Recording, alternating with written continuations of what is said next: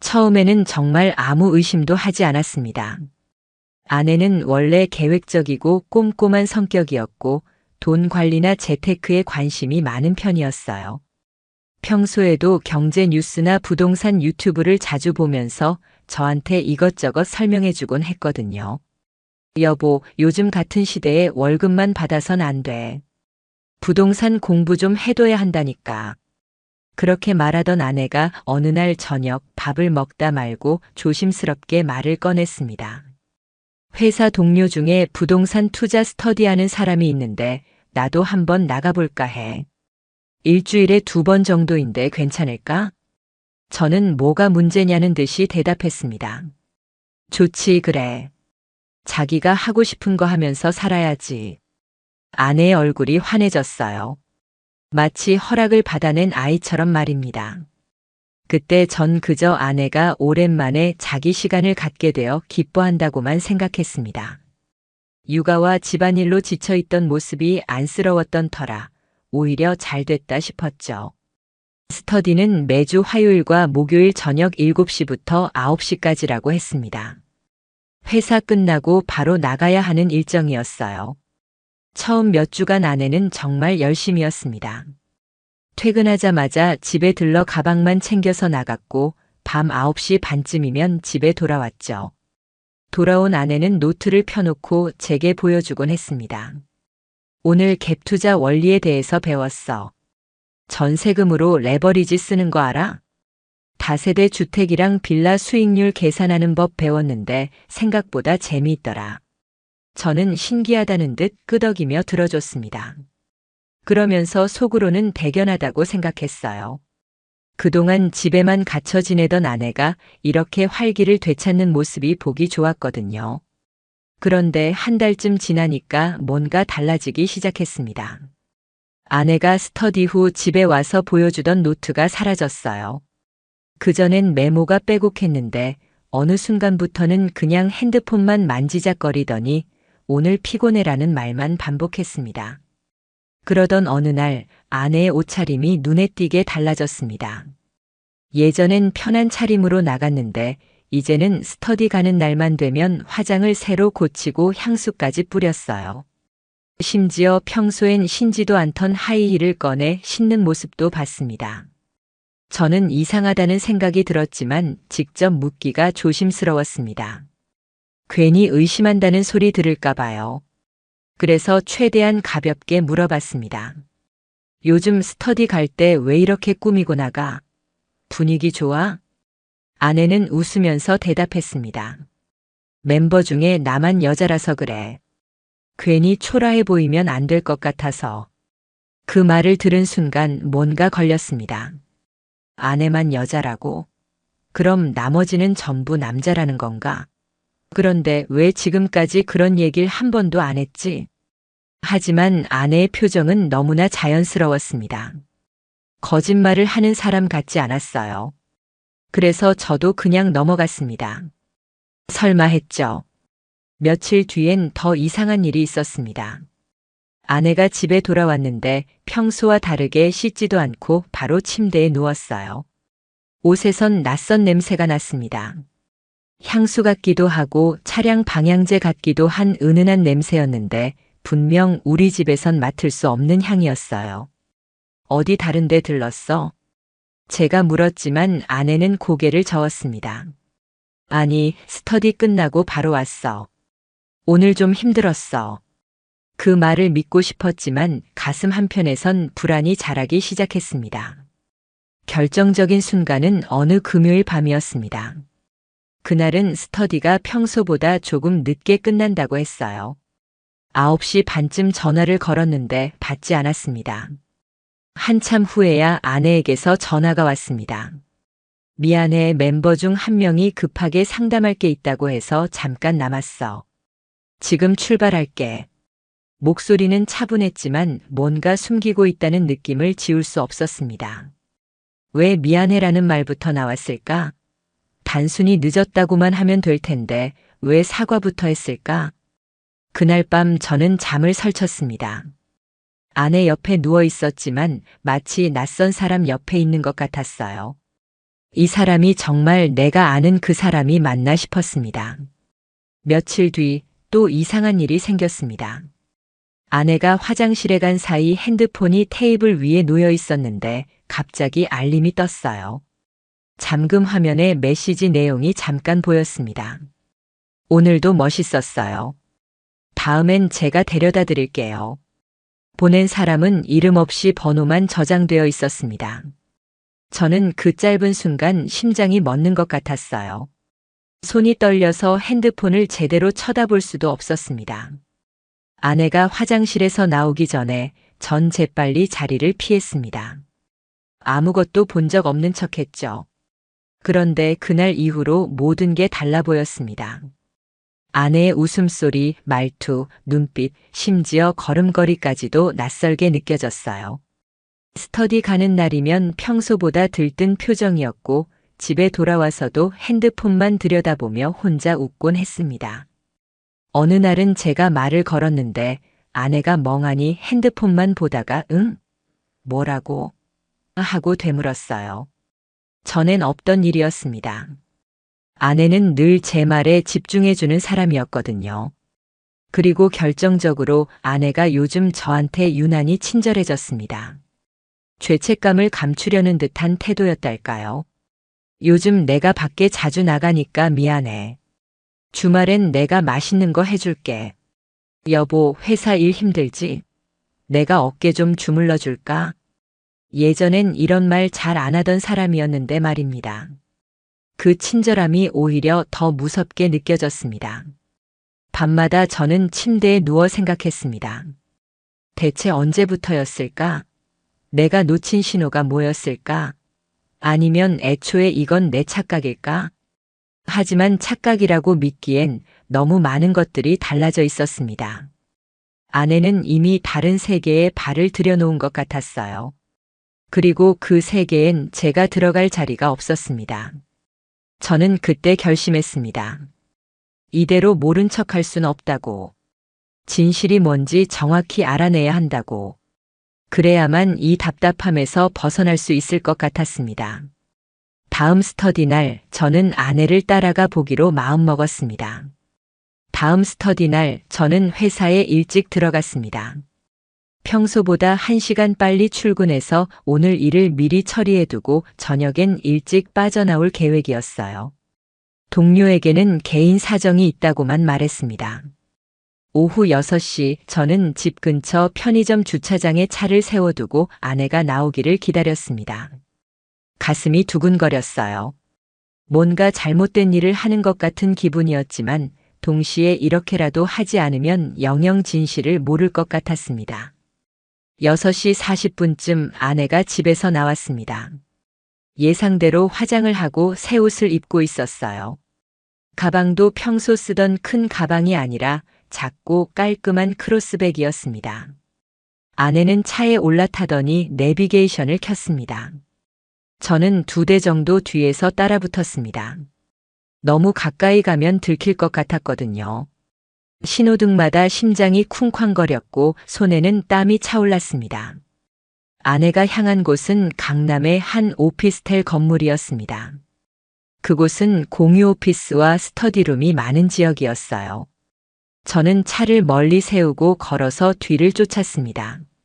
아내는 건물 앞에서 잠시 멈춰 섰습니다. 마치 누군가를 기다리는 듯한 모습이었어요. 그때 한 남자가 나타났습니다. 키가 크고 깔끔한 인상의 남자였는데 브랜드 로고가 박힌 셔츠를 입고 있었습니다. 나이는 30대 후반에서 40대 초반쯤으로 보였어요. 둘은 서로를 보자마자 환하게 웃었습니다. 악수를 하는 게 아니라 가볍게 어깨를 두드리며 인사를 나눴어요. 그 친밀한 분위기에 저는 숨이 막혔습니다. 그런데 더 충격적인 건 그들이 건물 안으로 들어가지 않았다는 겁니다. 대신 근처의 한 와인바 쪽으로 걸어갔어요. 나란히 걸으면서 뭔가 이야기를 주고받는 모습이 너무도 자연스러웠습니다. 저는 멀찍이서 핸드폰 카메라를 꺼냈습니다. 손이 떨려서 제대로 초점을 맞출 수 없었지만 그래도 몇 장을 찍었어요.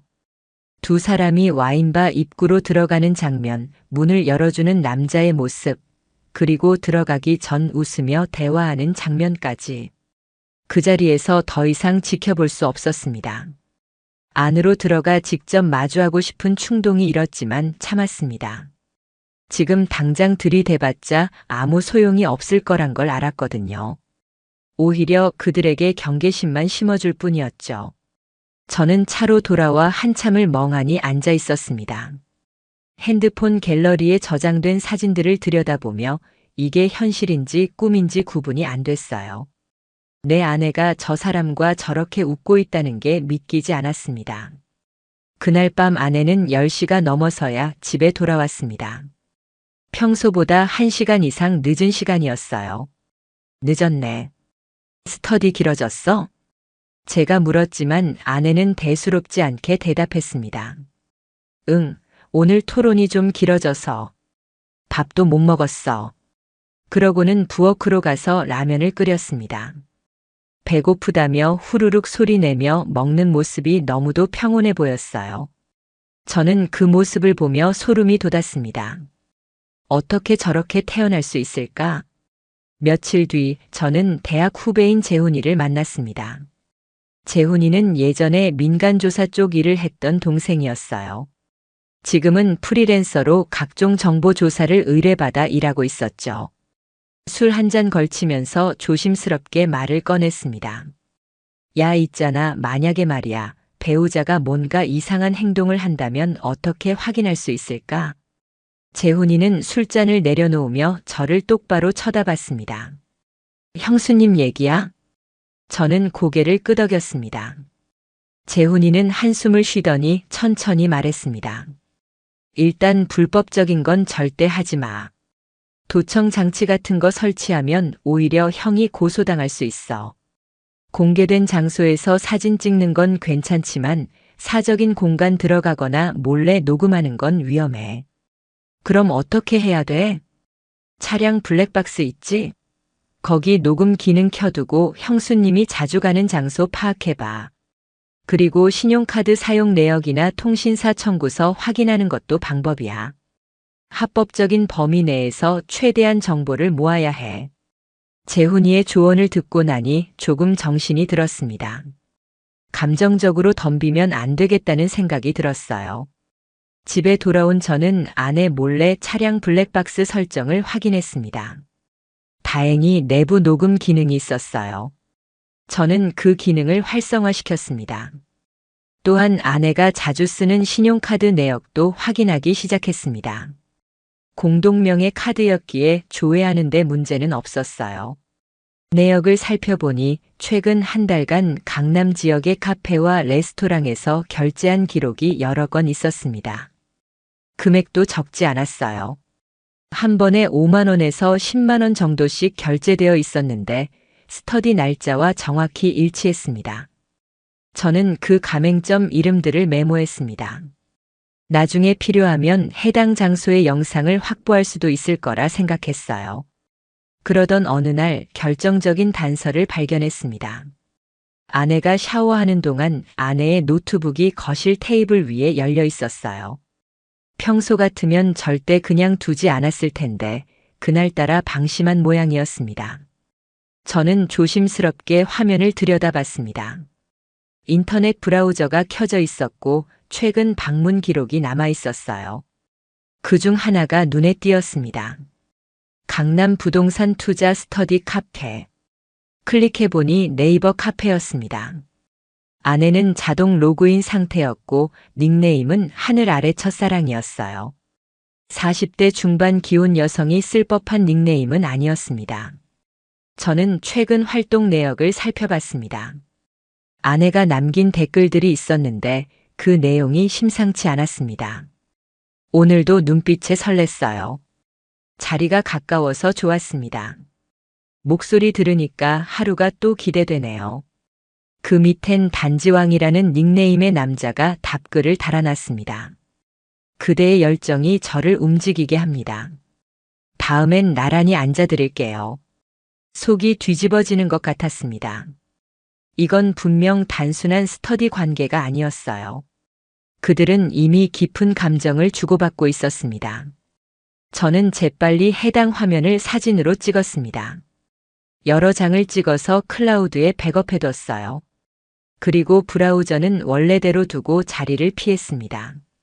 그날 밤 저는 잠들지 못했습니다. 침대에 누워서 천장만 바라봤어요. 아내는 제 옆에서 편안하게 잠들어 있었지만 저는 그 숨소리조차 낯설게 느껴졌습니다. 머릿속으론 온갖 생각이 스쳐 지나갔어요. 언제부터였을까? 내가 뭘 잘못한 걸까? 아니면 애초에 이 결혼 자체가 잘못된 선택이었던 걸까? 하지만 한 가지는 확실했습니다. 이제 더 이상 모른 척할 수 없다는 것. 그리고 끝까지 진실을 밝혀내야 한다는 것. 다음 날 아침 저는 평소처럼 아내에게 인사했습니다.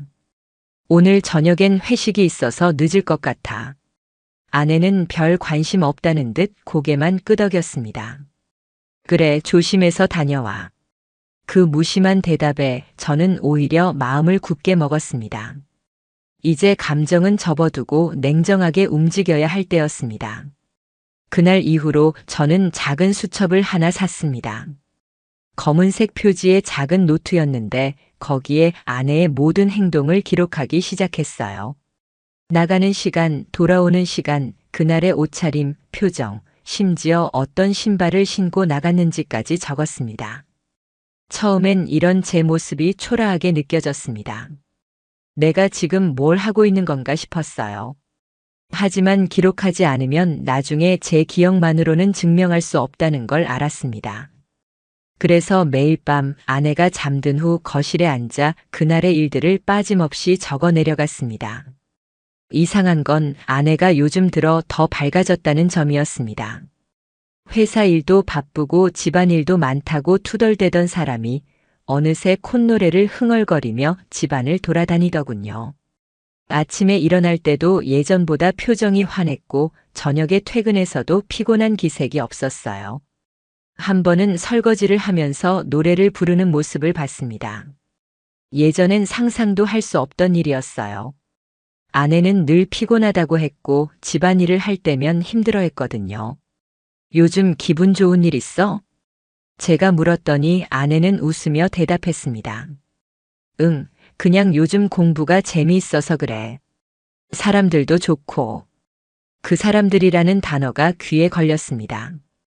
복수형으로 말했지만 실제론 한 사람을 의미하는 거겠죠. 그러던 어느 주말이었습니다. 토요일 아침 아내가 부엌에서 분주하게 도시락을 싸고 있었어요. 평소엔 주말에 이른 아침부터 움직이는 일이 거의 없었는데 말이죠. 어디가? 스터디 사람들이랑 현장 답사 가기로 했어. 신도시 쪽에 새로 나온 매물 보러 간대. 주말에도 스터디를 해? 이건 스터디라기보단 실전 공부야. 직접 보고 배우는 게 중요하거든. 아내는 당연하다는 듯이 말했습니다. 그리고는 도시락 2개를 예쁘게 포장해서 가방에 넣었어요. 도시락을 2개나 싸? 응, 점심때쯤 되면 주변에 식당이 없을 수도 있잖아. 멤버들이랑 나눠 먹으려고.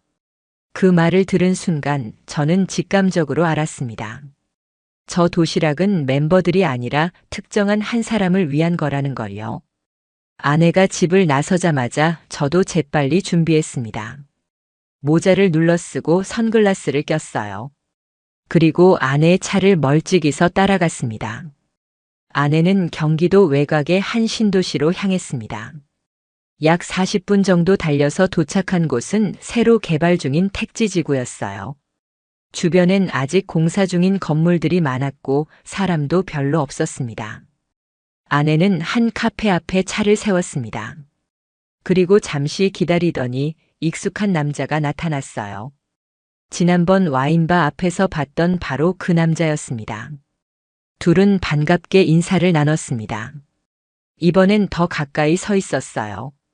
남자가 아내의 어깨에 살짝 손을 얹으며 뭔가 말하는 모습이 보였습니다. 저는 차 안에서 핸드폰을 꺼내 사진을 찍기 시작했습니다. 줌을 최대한 당겨서 두 사람의 표정까지 담으려고 했어요.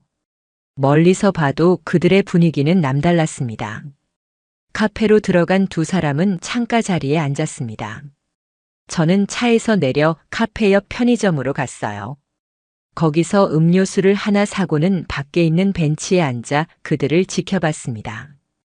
창문 너머로 보이는 모습이 너무도 자연스러웠습니다. 아내가 가져온 도시락을 꺼내자 남자가 환하게 웃었어요. 그리고 아내가 직접 반찬을 덜어주는 모습까지 보였습니다. 가슴이 찢어지는 것 같았습니다.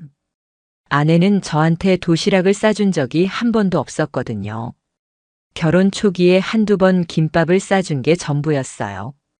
그런데 지금 저 사람한테는 정성스럽게 반찬까지 나눠주고 있었습니다. 두 사람은 1시간 넘게 그곳에 있었습니다. 식사를 마친 후에도 계속 이야기를 나눴어요. 웃고 고개를 끄덕이고 때론 진지한 표정으로 대화하는 모습이 마치 오래된 연인 같았습니다. 저는 그 장면을 영상으로도 촬영했습니다. 사진만으로는 부족할 것 같았거든요. 두 사람이 나란히 앉아 있는 모습, 서로를 바라보며 웃는 모습, 그리고 카페를 나와 함께 걷는 모습까지 모두 담았습니다. 오후 3시쯤 두 사람은 카페를 나왔습니다. 그리고 근처 부동산 단지로 걸어갔어요. 실제로 매물을 보러 가는 것처럼 보였지만 저는 그게 전부가 아니라는 걸 알았습니다.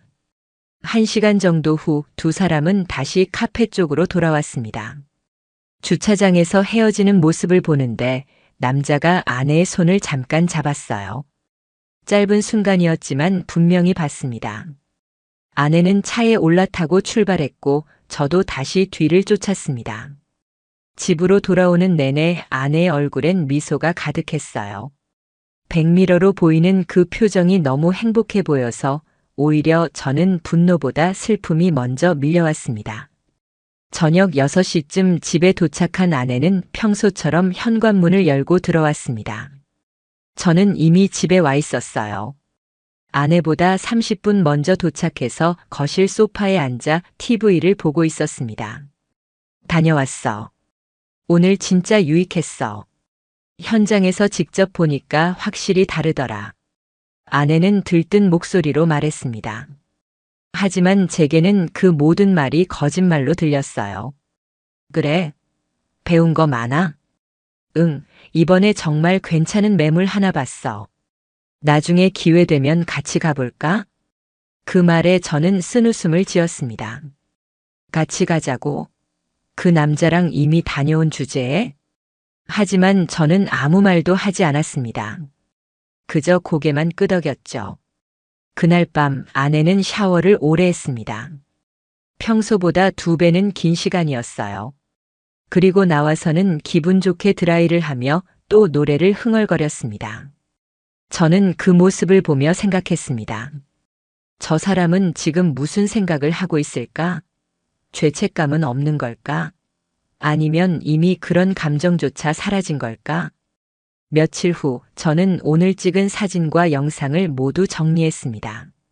날짜별로 폴더를 만들고 각각의 파일에 메모를 붙였어요. 시간, 장소, 상황 설명까지 꼼꼼하게 적어뒀습니다. 그리고 재훈이에게 연락했습니다. 증거는 계속 모으고 있어. 근데 이것만으로 충분할까? 재훈이는 잠시 생각하더니 대답했습니다. 공개된 장소에서의 만남은 증거로 쓸 수 있지만 결정적인 건 그들이 사적인 공간에서 만나는 걸 입증하는 거야. 예를 들면 호텔이나 모텔 아니면 어느 한쪽의 집 같은 곳 말이야. 그럼 어떻게 해야 돼? 계속 지켜봐야지. 패턴이 보일 거야. 그들도 점점 대담해질 거고. 재훈이의 말이 맞았습니다. 얼마 지나지 않아 아내의 행동은 더욱 과감해지기 시작했습니다. 평일 저녁 스터디가 끝난 후 귀가 시간이 점점 늦어졌어요. 10시, 11시, 심지어 자정 가까이 되어서 들어오는 날도 있었습니다. 오늘은 왜 이렇게 늦었어? 스터디 끝나고 몇 명이서 뒤풀이했어. 요즘 분위기가 좋아서 자주 그래. 변명은 그럴듯했지만 저는 더 이상 믿지 않았습니다. 그리고 어느 날 결정적인 순간이 찾아왔습니다. 아내의 핸드폰에 문자 알림이 하나 떴는데 제가 우연히 봤어요. 내일 2시 A 호텔 로비에서 봐요. 예약은 제가 해놨어요. 보낸 사람은 여전히 번호만 저장되어 있었습니다. 하지만 그 내용만으로도 충분했어요. 이제 그들은 호텔까지 가는 관계가 된 겁니다. 저는 재빨리 그 메시지를 사진으로 찍었습니다. 손이 떨렸지만 최대한 빠르고 조용하게 촬영했어요. 다음 날 저는 회사에 연차를 냈습니다. 그리고 A 호텔 근처에서 대기하기로 했습니다. 이제 마지막 퍼즐 조각을 맞출 시간이었습니다. 그날 아침 저는 일찍 집을 나섰습니다. 아내에게는 오늘 거래처 미팅이 있어서 하루 종일 외근이라고 말했어요. 아내는 별다른 반응 없이 고개만 끄덕였습니다. 그래, 조심해서 다녀와. 저녁은 밖에서 먹고 와. 아마 그럴 것 같아. 알았어. 나도 오늘 좀 늦을 거야. 친구 만나기로 했거든. 친구라는 말에 저는 속으로 비웃었습니다. 이제는 거짓말하는 것조차 자연스러워진 모양이었어요. 오전 11시 저는 A 호텔 근처 카페에 자리를 잡았습니다. 창가 쪽에 앉아서 호텔 정문이 보이는 위치였어요. 커피를 시켜놓고 계속 창밖을 지켜봤습니다. 1시 30분쯤 아내의 차가 호텔 주차장으로 들어가는 게 보였습니다. 저는 즉시 카페를 나와 호텔 쪽으로 걸어갔어요. 너무 가까이 가면 들킬 수 있어서 호텔 맞은편 버스 정류장 쪽에 섰습니다. 2시 정각 아내가 호텔 로비로 들어갔습니다.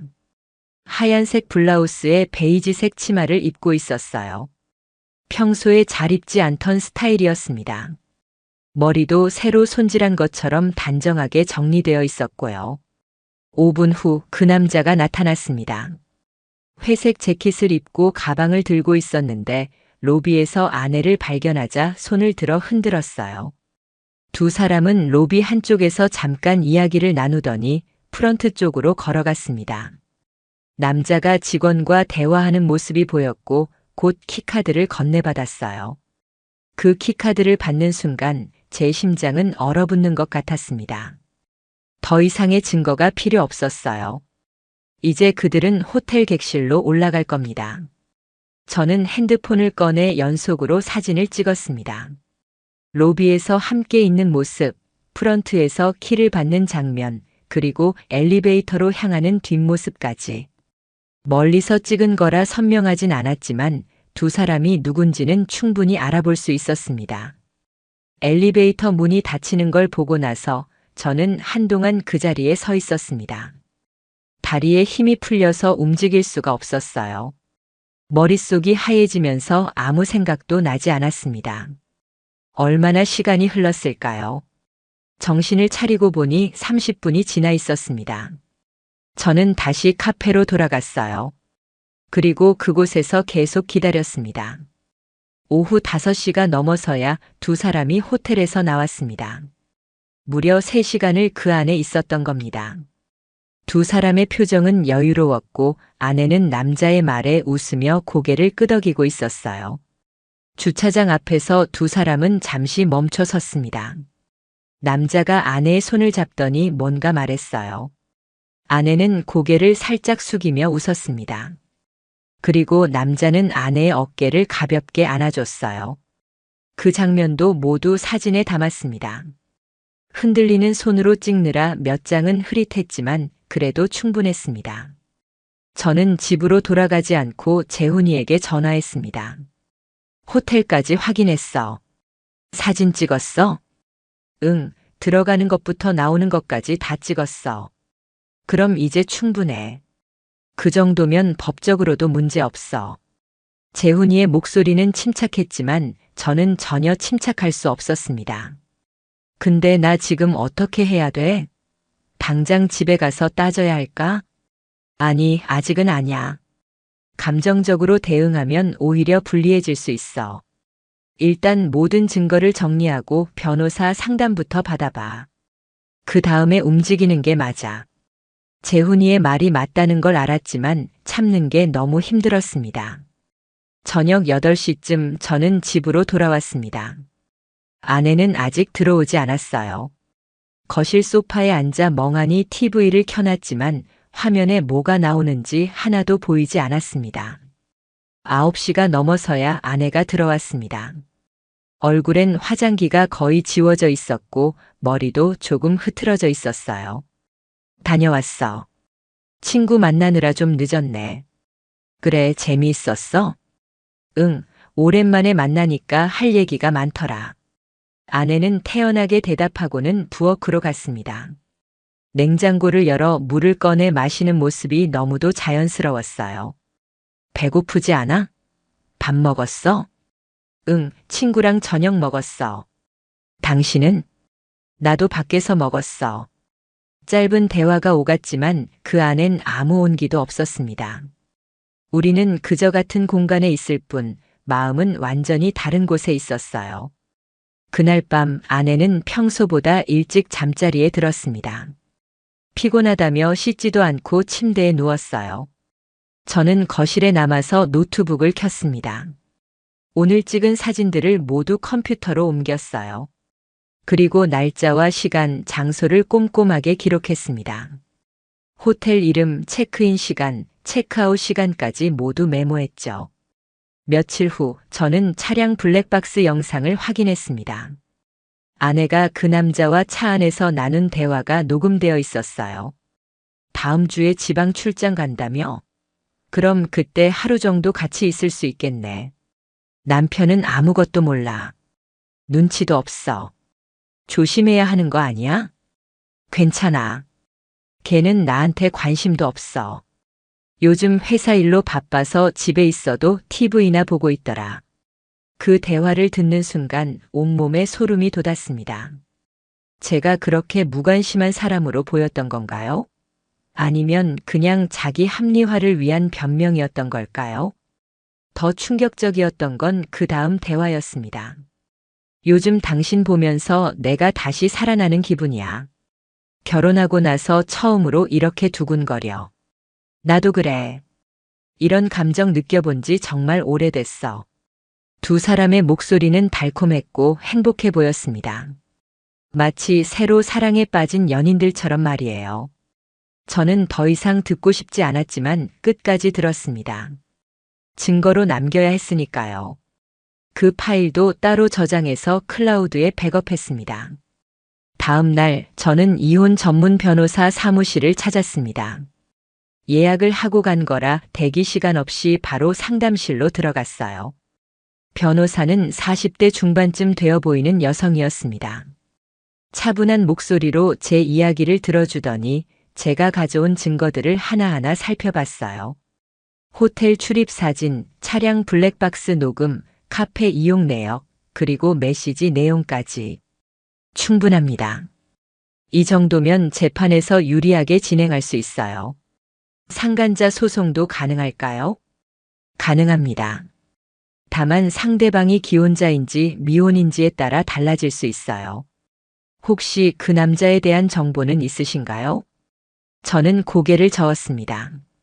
아직 그 남자가 누구인지 어떤 사람인지 제대로 조사하지 못했거든요. 그럼 일단 그 부분부터 파악하셔야 할 것 같습니다. 이름, 직업, 기혼 여부 등을 확인하시고 그 다음에 본격적으로 소송을 진행하는 게 좋겠어요. 변호사의 조언을 듣고 나니 해야 할 일들이 더 많다는 걸 깨달았습니다. 집으로 돌아오는 길에 저는 결심했습니다. 그 남자가 누구인지 정확히 알아내야겠다고. 그리고 그들이 만나는 커뮤니티에 대해서도 더 깊이 파헤쳐야겠다고. 이건 더 이상 단순한 불륜이 아니었습니다. 조직적으로 움직이는 뭔가가 있다는 느낌이 들었어요.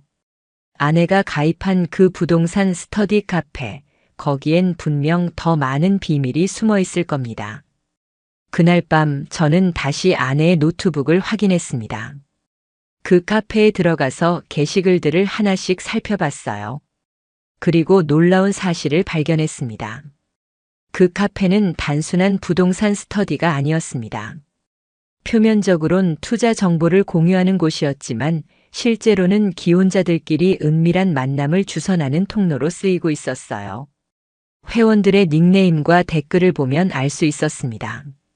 서로 암호 같은 메시지를 주고받으며 특정 날짜와 장소를 정하고 있었죠. 그리고 그 중심에 단지왕이라는 인물이 있었습니다. 아내와 만난 바로 그 남자였어요. 이제 목표가 분명해졌습니다. 저는 단지 아내의 불륜만 밝히는 게 아니라 그 커뮤니티 전체의 실체를 드러내야 했습니다. 그날 이후 저는 더 이상 감정에 휘둘리지 않기로 했습니다. 분노나 슬픔을 느낄 시간조차 아까웠어요. 지금 필요한 건 냉철한 판단과 치밀한 계획이었습니다. 가장 먼저 한 일은 단지왕이라는 인물을 파악하는 것이었습니다. 카페 내에서 그의 활동 기록을 쭉 훑어봤어요. 게시글을 올린 날짜, 댓글 단시간, 그리고 다른 회원들과의 대화 패턴까지 분석했습니다. 흥미로운 점이 하나 있었습니다. 그는 자신의 유튜브 채널을 여러 번 홍보했더군요. 단지왕의 부동산 뷰라는 채널이었는데 부동산 투자 노하우를 알려준다는 콘텐츠였습니다. 저는 즉시 그 채널로 들어갔습니다. 구독자는 3만 명 정도였고 영상은 50개가 넘게 올라와 있었어요. 주로 소형 빌라 투자, 갭 투자 전략, 세금 절감 방법 같은 내용이었습니다. 그런데 최근 영상 중 하나에서 깜짝 놀랄 만한 장면을 발견했습니다. 제 아내가 출연한 영상이었어요. 실전 투자자 인터뷰라는 제목의 영상이었는데 아내가 모자이크 처리도 없이 그대로 나와 있었습니다. 밝게 웃으며 자신의 투자 경험을 이야기하는 모습이 화면 가득 담겨 있었어요. 현재 2건의 갭 투자를 진행 중이고요. 수익률은 기대 이상입니다. 무엇보다 이 스터디를 통해 많이 배웠어요. 아내의 목소리는 자신감으로 가득했습니다. 그런데 저는 아내가 어떤 투자를 하고 있는지 전혀 몰랐어요. 2건의 갭 투자? 그게 대체 뭔가요?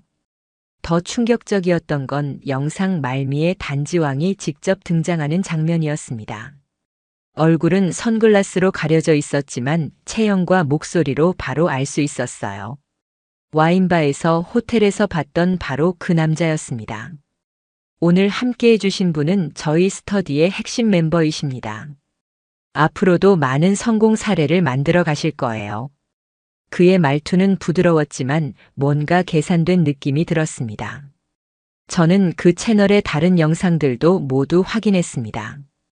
그러면서 이상한 점들을 발견하기 시작했어요. 첫째, 그가 소개하는 투자 사례들이 지나치게 장밋빛이었습니다.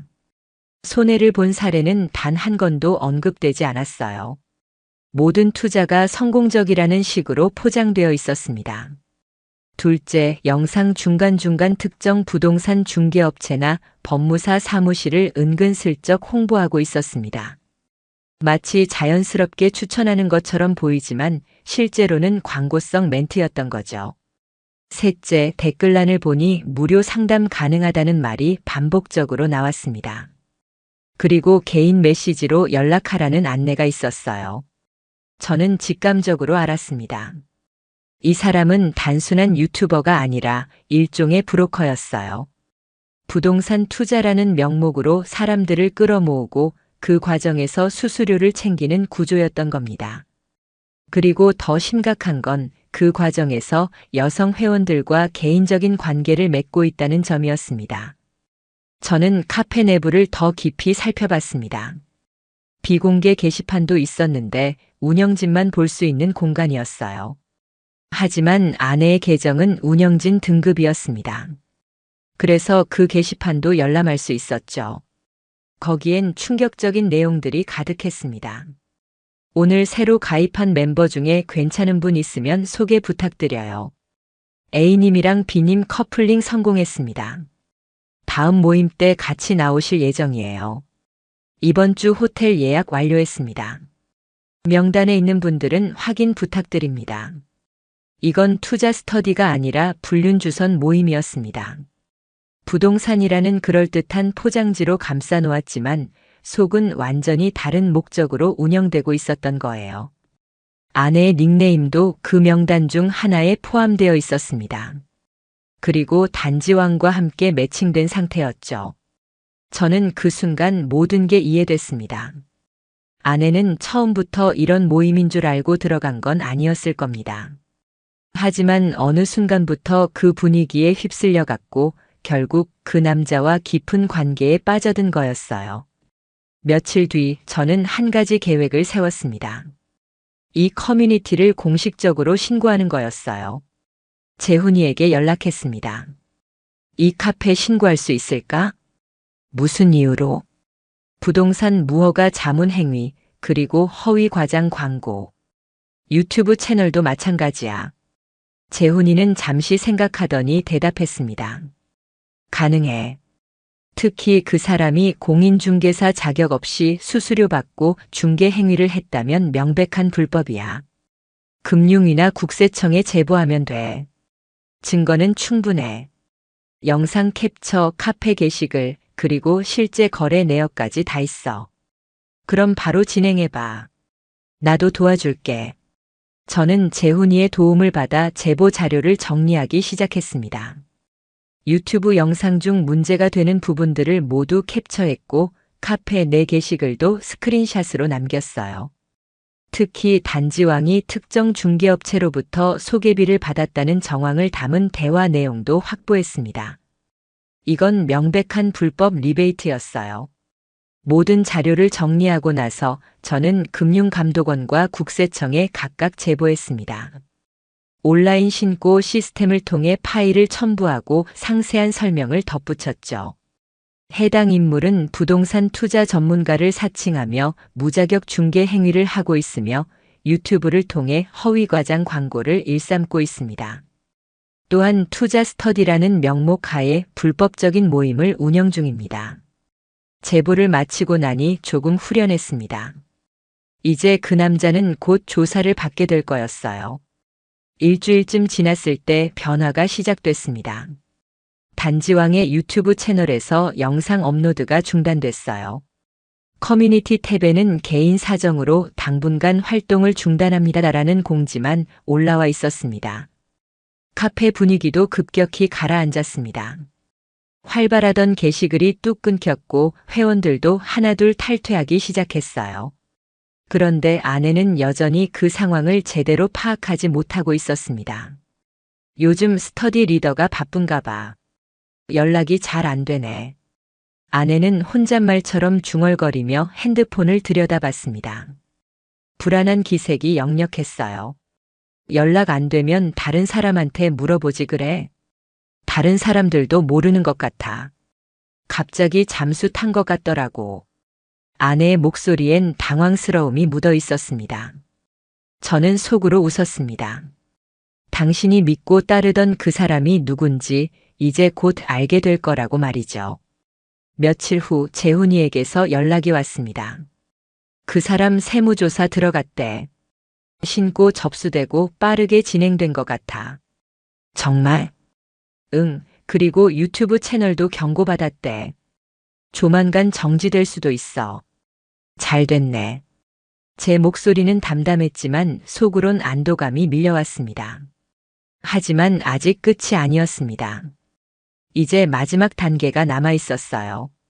바로 아내와의 대면이었습니다. 모든 증거를 완벽하게 갖춘 지금 더 이상 숨길 이유도 참을 이유도 없었습니다. 그날 밤 저는 USB 하나를 준비했습니다. 거기엔 지금까지 모은 모든 자료가 담겨 있었어요.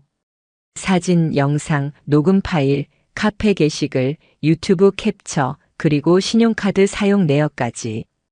USB에 엔드게임이라는 라벨을 붙였습니다. 이제 정말로 끝을 낼 시간이었습니다. 그날 저녁 저는 평소보다 일찍 퇴근했습니다. 집에 도착했을 때 아내는 아직 안 들어와 있었어요. 거실 테이블을 정리하고 소파에 앉아 아내를 기다렸습니다. 손에는 엔드게임이라고 적힌 USB가 들려 있었죠. 오후 7시쯤 아내가 현관문을 열고 들어왔습니다. 평소와 다를 바 없는 표정이었어요. 가방을 벗으며 인사를 건넸습니다. 일찍 왔네. 오늘 회사 일찍 끝났어? 응, 일찍 나왔어. 저는 짧게 대답하고는 테이블을 가리켰습니다. 앉아봐. 할 얘기가 있어. 아내는 제 표정을 살피더니 조심스럽게 소파에 앉았습니다. 뭔가 심상치 않다는 걸 느낀 모양이었어요. 무슨 일이야? 이거 좀 봐. 저는 USB를 테이블 위에 올려놨습니다. 아내는 그걸 보며 고개를 갸우뚱했어요.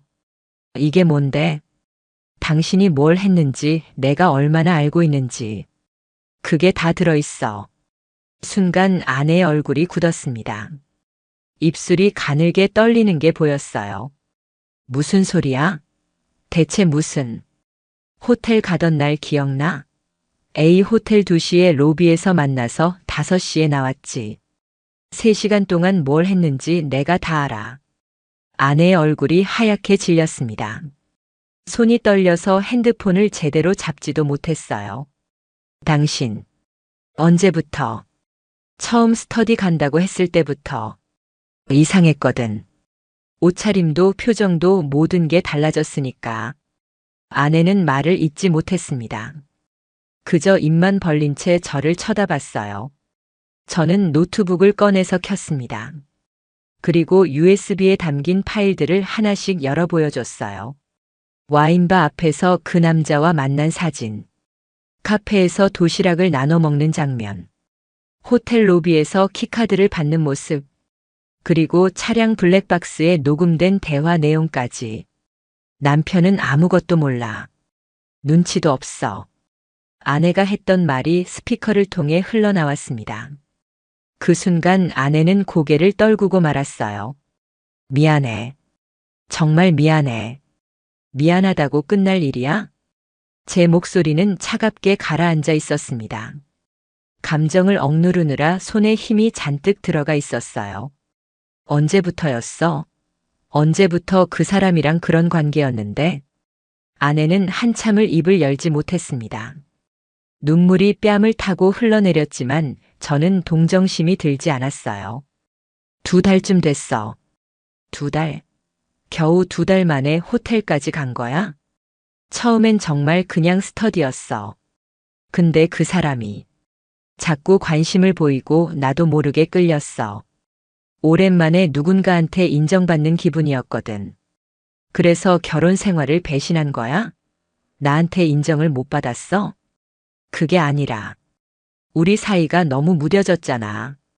대화도 없고 그냥 같은 공간에 사는 남남 같았어. 아내의 변명을 듣는 순간 화가 치밀어 올랐습니다. 하지만 소리를 지르지 않았어요. 그저 냉정하게 말했습니다. 그럼 나한테 말을 했어야지. 대화가 필요하다고, 관계 개선이 필요하다고. 그런데 당신은 뒤에서 다른 남자를 만나고 있었잖아. 아내는 더 이상 대답하지 못했습니다. 고개를 숙인 채 울기만 했어요. 저는 노트북을 닫고 말했습니다. 그 사람 단지왕이라는 사람 있지? 당신이 만난 그 남자. 아내가 고개를 들었습니다. 놀란 표정이었어요. 그 사람까지 알아? 당연하지. 유튜브도 보고 카페 활동도 다 확인했어. 근데 알아?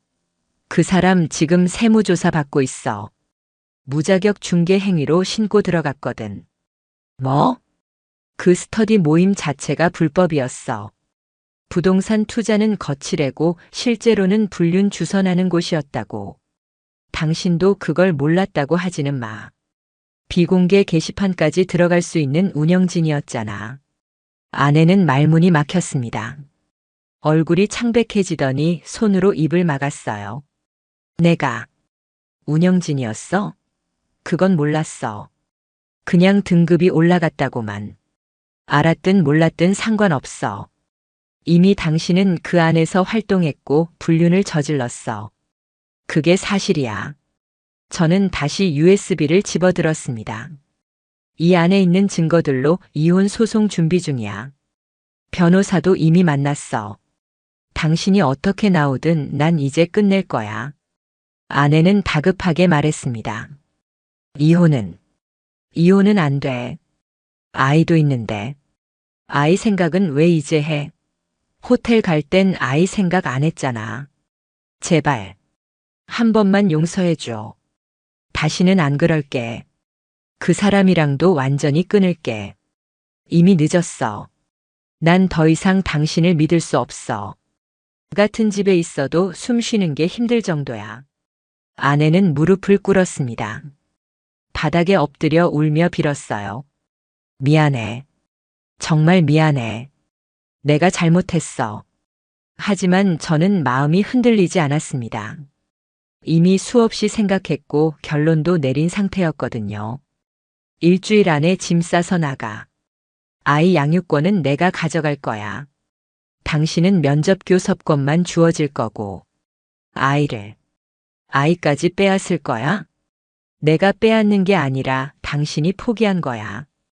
불륜 저지른 사람한테 양육권 주는 법원은 없어. 아내는 더 이상 항변하지 못했습니다.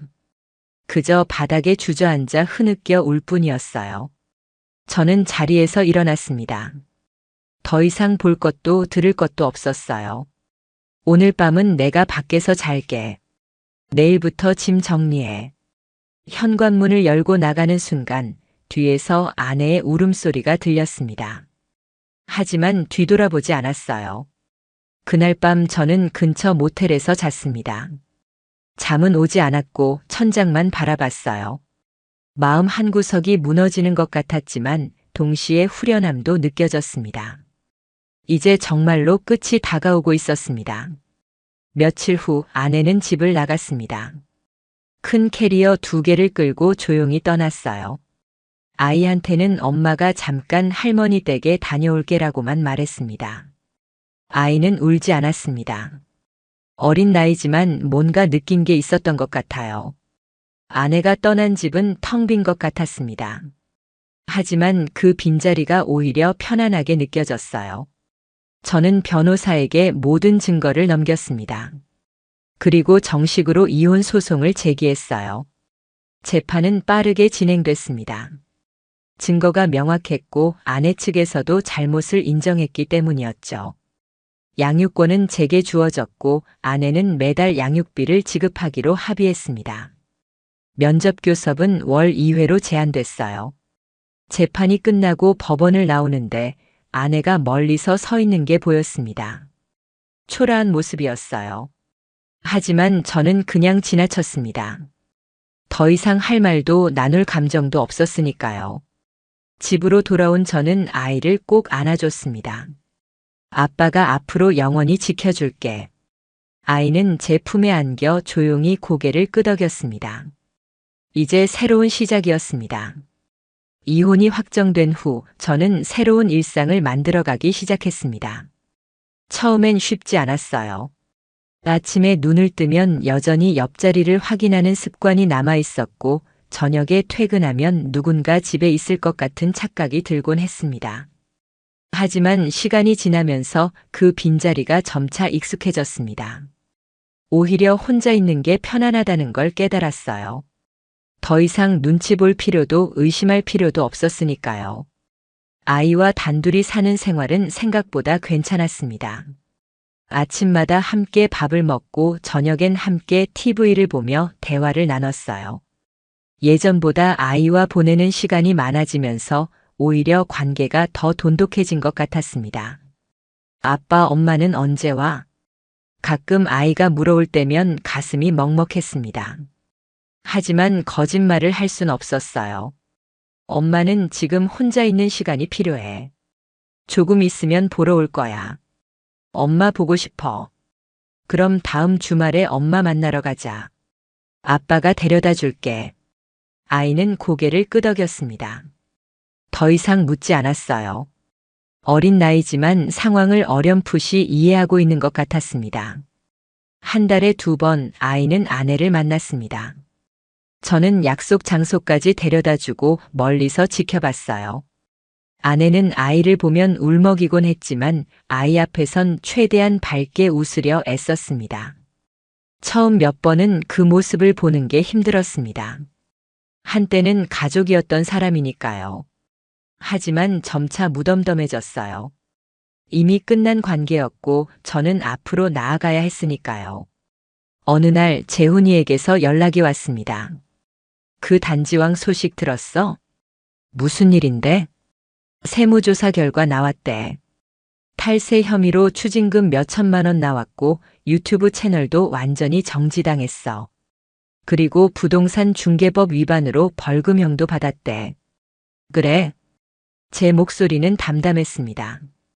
예상했던 결과였고 크게 놀랍지도 않았어요. 그 사람 운영하던 카페도 폐쇄됐어. 회원들 다 흩어지고 지금은 흔적도 없대. 잘 됐네. 형은 괜찮아? 복수는 성공했는데 기분이 어때? 재훈이의 질문에 저는 잠시 생각했습니다. 복수? 저는 복수를 한 걸까요? 복수라기보단 그냥 정리한 것 같아. 잘못된 걸 바로잡은 거지. 그래, 그렇게 생각하는 게 맞아. 형이 잘못한 건 하나도 없어. 통화를 끊고 나서 저는 창밖을 바라봤습니다. 해가 지고 있었어요. 하루가 저물어가는 풍경이 왠지 위로가 되는 것 같았습니다. 그로부터 몇 달 후 저는 회사에서 승진했습니다. 오랫동안 묵혀왔던 프로젝트가 성공하면서 인정받게 된 거였어요. 동료들이 축하해줬고 저도 오랜만에 진심으로 웃을 수 있었습니다. 저녁에 아이와 함께 외식을 했습니다. 고기를 구워주며 아이의 얼굴을 바라보는데 문득 생각이 들었어요. 이 아이가 있어서 내가 버틸 수 있었구나. 이 아이 때문에 무너지지 않을 수 있었구나.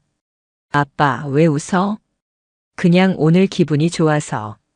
나도 좋아. 아이도 따라 웃었습니다. 그 웃음이 너무 예뻐서 저는 핸드폰을 꺼내 사진을 찍었어요. 집으로 돌아오는 길 아이가 제 손을 꼭 잡았습니다. 작고 따뜻한 손이었어요. 그 손을 느끼며 저는 다짐했습니다. 이 아이만큼은 행복하게 키우겠다고. 상처받지 않게 지켜주겠다고. 어느 주말 예전에 자주 가던 공원을 찾았습니다. 아이와 함께 산책을 하는데 멀리서 익숙한 뒷모습이 보였어요. 아내였습니다. 아내도 저를 봤는지 멈춰 섰습니다. 우리는 한참을 그렇게 서로를 바라봤어요. 어색한 침묵이 흘렀습니다. 아내가 먼저 입을 열었습니다. 잘 지내? 응, 잘 지내. 아이는 건강해? 그럼 잘 크고 있어. 짧은 대화였지만 그것만으로도 충분했습니다. 더 이상 할 말은 없었어요. 그럼 조심해서 가. 당신도. 우리는 각자의 길로 돌아섰습니다. 뒤돌아보지 않았어요.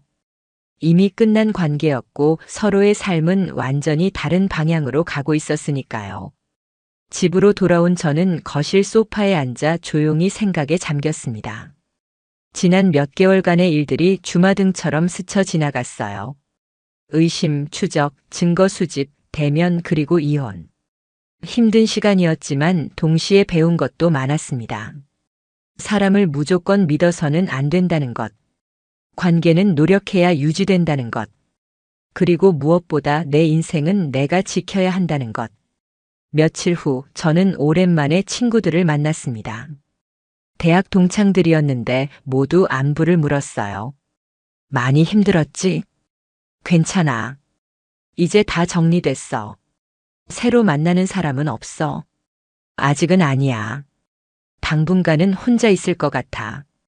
그래, 천천히 해. 시간이 약이야. 친구들의 위로가 따뜻하게 느껴졌습니다. 저는 이제 혼자가 아니라는 걸 깨달았어요. 주변엔 저를 걱정해주는 사람들이 있었고 함께 웃을 수 있는 순간들도 남아 있었습니다. 그날 밤 저는 일기를 썼습니다. 오랜만에 꺼낸 노트에 오늘의 감정을 적어 내려갔어요. 오늘은 친구들을 만나 오랜만에 편하게 웃었다. 아직도 가끔 외롭고 허전할 때가 있지만 이제는 괜찮다는 생각이 든다. 나는 무너지지 않았고 앞으로도 무너지지 않을 것이다. 마지막 문장을 쓰고 나서 저는 펜을 내려놓았습니다. 이제 정말로 모든 게 끝났다는 느낌이 들었어요. 다음 날 아침 아이가 학교에 가기 전에 물었습니다. 아빠, 우리 행복해? 그럼 우리 행복하지. 엄마 없어도? 엄마는 엄마 나름대로 행복하게 살 거야. 우리도 우리끼리 행복하면 되는 거고. 아이는 환하게 웃으며 고개를 끄덕였습니다. 그럼 나 학교 다녀올게. 그래, 조심해서 다녀와. 현관문이 닫히고 집엔 다시 고요함이 찾아왔습니다. 하지만 그 고요함은 외롭지 않았어요. 오히려 평화로웠습니다. 저는 커피를 한 잔 내려서 창가에 섰습니다. 아침 햇살이 따뜻하게 들어왔어요. 새로운 하루가 시작되고 있었습니다.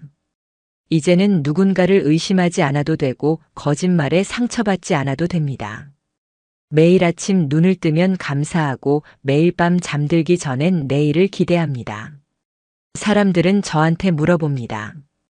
후회하지 않냐고. 다시 돌아갈 수 있다면 용서할 수 있었을 거냐고. 제 대답은 명확합니다. 아니요. 전 제 선택을 후회하지 않습니다. 그리고 앞으로도 후회하지 않을 겁니다. 저는 제 인생을 지켰습니다. 무너질 수도 있었지만 일어섰습니다. 그리고 이제는 더 단단해졌습니다. 만약 앞으로 누군가를 다시 사랑하게 된다면 그건 제가 완전히 준비됐을 때일 겁니다. 상처가 아물고 마음이 회복됐을 때. 그리고 그때 만나는 사람은 저와 같은 아픔을 이해하는 사람이었으면 좋겠습니다. 하지만 지금은 아닙니다. 지금은 저 혼자 그리고 제 아이와 함께 행복하게 사는 것만으로 충분합니다. 매일 아침 저는 거울을 보며 스스로에게 다짐합니다. 오늘도 흔들리지 말자. 나는 충분히 강하고 충분히 괜찮은 사람이야. 그리고 그 다짐은 하루하루 현실이 되어가고 있습니다. 이것이 제 이야기의 끝입니다. 하지만 동시에 제 새로운 인생의 시작이기도 합니다.